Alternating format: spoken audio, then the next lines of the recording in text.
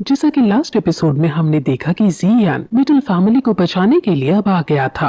Royal family जो इनको दूर से देख रही थी वो भी हैरान है कि ये जियान अब वापस आ गया है और अब यून सेक्ट और जियामा एम्पायर के बीच जो बैटल छिड़ी है वो बस कुछ ही समय की है और अब हमें जल्दी से जाकर वहाँ मिडिल फैमिली की मदद करनी चाहिए ताकि हम जियान को इम्प्रेस कर सके। उसकी ग्रैंड डॉटर सीधे अपनी सेना को लेकर मिडिल फैमिली की तरफ निकल पड़ती है। वहीं युंडू और युनचा इतने सारे डॉग को देखकर डर जाता है और आइस एम्परर भी जियान से पूछता है कि क्या ये तुम्हारे लोग हैं, जिस पर जियान हाँ कहता है कि ये सब मेरे दोस्त हैं।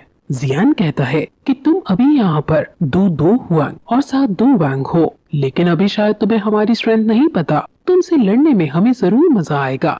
जियान तुरंत अपने दोस्तों को उन पर हमला करने को कह देता है और किसी को जिंदा न छोड़ने का आदेश देता है। उसके सभी दोस्त जियाओली के संग जाकर सभी एल्डर्स पर हमला कर देते हैं और युंडू और युनचा अपनी पूरी आर्मी को गुस्से में ऑर्डर दे देते हैं कि हमें अपने शरीर की आखिरी खून की बूंद तक लड़ना है, चाहे हमारी आर्मी में केवल एक ही इंसान क्यों ना बचे, तब भी हम इनसे लड़ते रहेंगे। यून सेक्ट की पूरी आर्मी अब गुस्से में मिडिल फैमिली पर हमला कर देती है और जियान उसकी आर्मी को हराने के लिए जाने लगता है। वो दो एल्डर्स जब उसे रोकते हैं तो हाई बोडोंग यानी आइस एम्परर फिर से उन दोनों एल्डर्स से लड़ने लगते हैं। जियान 3000 थंडरबोल्ट का यूज करके सभी उड़ने वाले सैनिकों को मारकर आगे बढ़ता है और अपने भाई जियाओली को लेकर याफी से मिलने जाता है। याफी पर एक ड्रैगन हमला करने वाला था, लेकिन तभी जियान अपनी फ्लेम से उसे जिंदा जला देता है और वो वहीं भाप बन जाता है। अब 3 साल बाद जियान याफी को देख रहा है और कहता है कि तुम पहले से ज्यादा सुंदर हो गई हो। याफी भी उसे देखकर खुश है और कहती है कि फाइनली तुम घर आ गए। जियान उससे माफी मांगता है कि उसकी फैमिली की वजह से मिडिल फैमिली को इतनी मुसीबतों का सामना करना पड़ा। जियान फिर अपने फर्स्ट ब्रदर को देखता है और जब उसे पता चलता है कि उनके पैर पैरालाइज हो गए हैं तो वो बहुत ज्यादा दुखी हो जाता है। वो कहता है कि मेरे पैर पॉइजन हो गए थे जिस वजह से इन्हें लकवा मार गया, लेकिन मेरे हाथ और मेरा दिमाग बिल्कुल सही है। वो जियाओली की तारीफ करता है कि वो 2 साल में ही डोवांग पर पहुंच गया है। जियाओली कहता है कि ये सब जियान की वजह से हुआ है, वरना सिर्फ अगर मैं खुद ही होता तो डॉलिंग पर ही होता। जियान इस तारीफ को सुनकर खुश नहीं होता क्योंकि वो कहीं न कहीं अपने भाई के पैरालाइज होने का जिम्मेदार खुद को मानता है और अपने भाई से कहता है कि इन कुछ सालों में आपको इतना सफर करना पड़ा।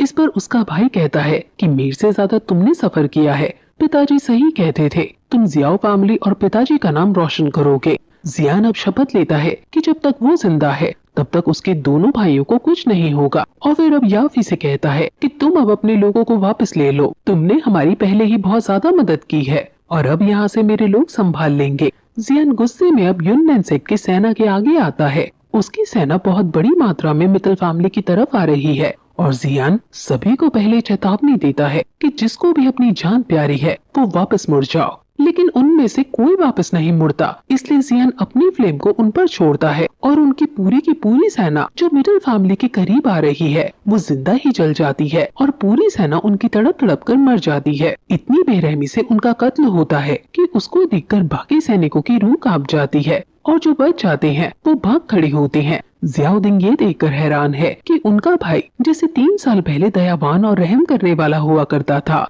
वैसा अब बिल्कुल नहीं रहा और शायद ये अब इस समय की मांग भी है कि हम सब ऐसे हो जाएं, वरना यून सेक्ट अपनी हरकतों से बाज आने वाला नहीं है। वहीं अब रॉयल फैमिली के गार्ड्स और उनकी ग्रैंड डॉटर भी आ जाती है और बाकी बचे हुए सैनिकों को सरेंडर करवा देती है। प्रिंसेस याओ यू जियान को ग्रीट करती है और कहती है कि हमारी फैमिली बहुत खुश है कि तुम यहाँ वापस आ गए। हम यहाँ जल्दी ही आ रहे थे, लेकिन ट्रूप्स को मोबिलाइज करने में हमें इतना टाइम लग गया। याफी और जियान उनको ग्रीट करते हैं और यहाँ आने के लिए उनको धन्यवाद कहते हैं।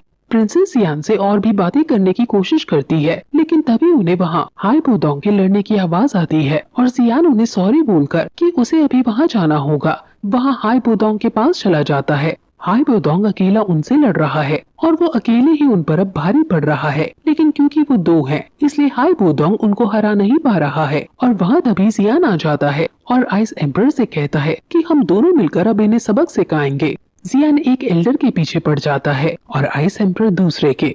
जियान के दोस्त और ब्लैक हॉर्न रीजन के ताकतवर लोग यून सेक्ट के बाकी एल्डर्स की गर्दन को मोड़कर बेरहमी से मार रहे हैं और अब जियान भी उन एल्डर्स को मारने लगता है।